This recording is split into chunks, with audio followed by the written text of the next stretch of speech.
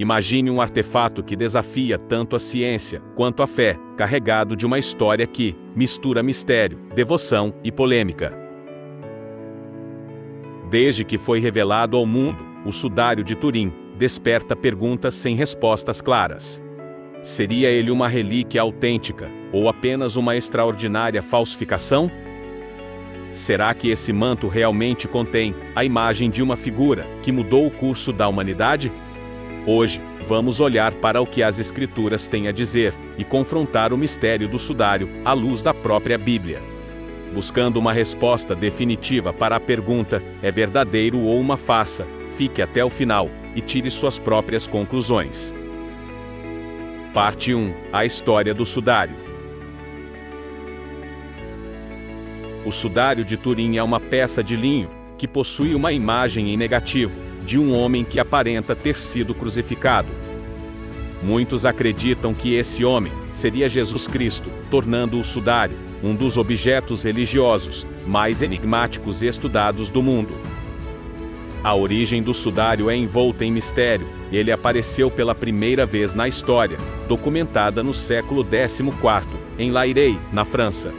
Ele foi exibido publicamente por Geoffroy de Charny, um cavaleiro francês, mas não se sabe como ele o obteve.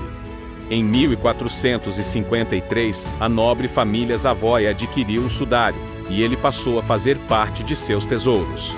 Em 1578, o Sudário foi levado para Turim, na Itália, onde permanece até hoje, na Catedral de São João Batista.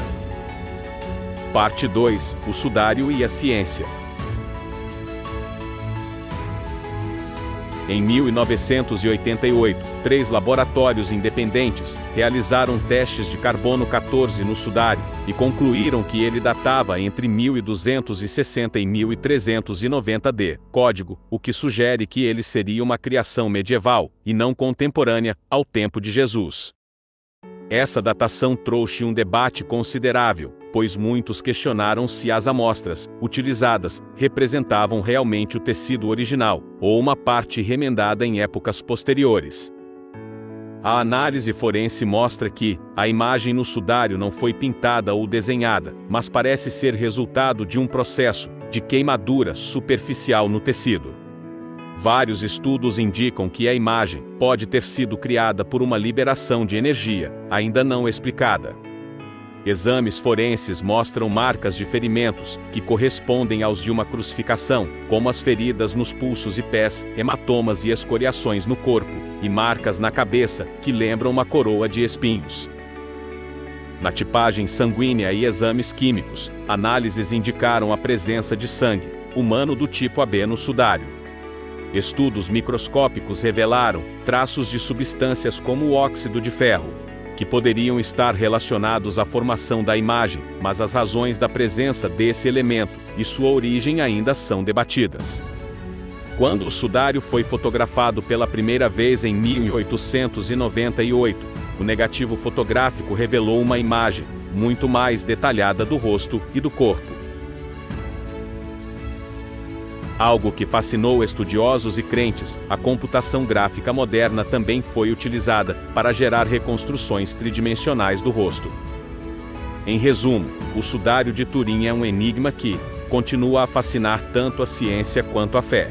Apesar dos avanços tecnológicos, nenhuma explicação foi amplamente aceita para a origem e a formação da imagem. E ele continua a ser um ponto de cruzamento entre o misticismo e a ciência. Parte 3: As discrepâncias. A questão da imagem do Sudário de Turim ser anatomicamente incompatível com um corpo humano real é levantada por especialistas que apontam discrepâncias nas proporções e na postura da figura impressa. Ao analisar o Sudário, alguns estudiosos notaram que as proporções das partes do corpo, como a cabeça, os braços e as pernas, não correspondem a um ser humano real. Muitos acreditam que isso poderia ser resultado de uma técnica artística medieval, como o uso de uma impressão ou molde bidimensional.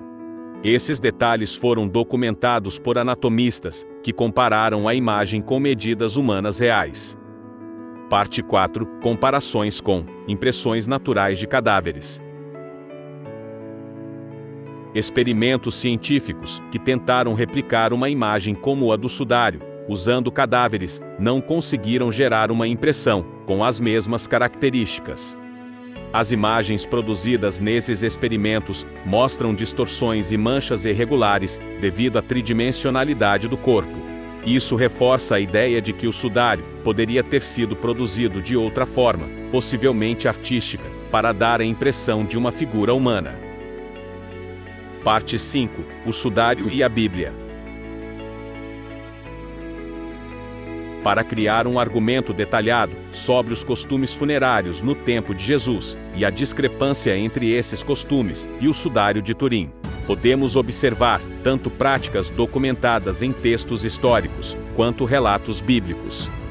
Esse contexto é fundamental para entender como os mortos eram geralmente sepultados na Judéia do primeiro século, e em que o sudário parece diferir desse padrão. Primeiro, é importante mencionar que, segundo o costume judeu da época, o corpo era preparado de maneira cuidadosa e ritualmente purificado após a morte. Saiu o que estivera morto, ligados os pés e as mãos com faixas, e o seu rosto envolto num lenço. Disse-lhes Jesus: desligai-o e deixai-o ir. João 11:44. De acordo com o Evangelho de João 11:44, na ressurreição de Lázaro, ele é descrito saindo do túmulo, ainda com faixas ao redor das mãos e dos pés, e com um pano ao redor do rosto. Esse detalhe indica que o corpo de Lázaro estava envolto em tecidos separados para as extremidades e a cabeça, o que sugere uma prática funerária comum, em que cada parte do corpo era coberta, de maneira individual. Esse tipo de envolvimento em várias faixas de linho, e o uso de um pano específico para cobrir o rosto, eram normativos para os ritos funerários judaicos. Além disso, temos outro exemplo significativo, após a crucificação de Jesus. Nos evangelhos de João e Lucas, é relatado que José de Arimateia envolveu o corpo de Jesus em faixas de linho. Veja o que diz a Bíblia. Tomaram, pois, o corpo de Jesus, e o envolveram em panos de linho, com as especiarias, como os judeus costumavam fazer na preparação para a sepultura. João 19:40. E, após a ressurreição, Pedro e João encontraram essas faixas ou tiras de linho no túmulo, separadas de um pano usado para cobrir a cabeça. Confira em sua Bíblia. Chegou, pois, Simão Pedro, que o seguia, e entrou no sepulcro e viu os panos de linho ali deixados, e que o lenço que estivera sobre a cabeça de Jesus não estava com os panos, mas enrolado num lugar à parte. João 20:6-7. Repare que João, particularmente, relata que o pano que estava sobre a cabeça de Jesus estava dobrado, em separado. Esse detalhe sugere um ritual funerário que envolvia a cabeça com um tecido independente, separado das faixas que envolviam o corpo, em linha com o costume da época. Em contraste, o sudário de Turim é uma única peça de tecido grande que cobre o corpo inteiro, da cabeça aos pés, sem divisões.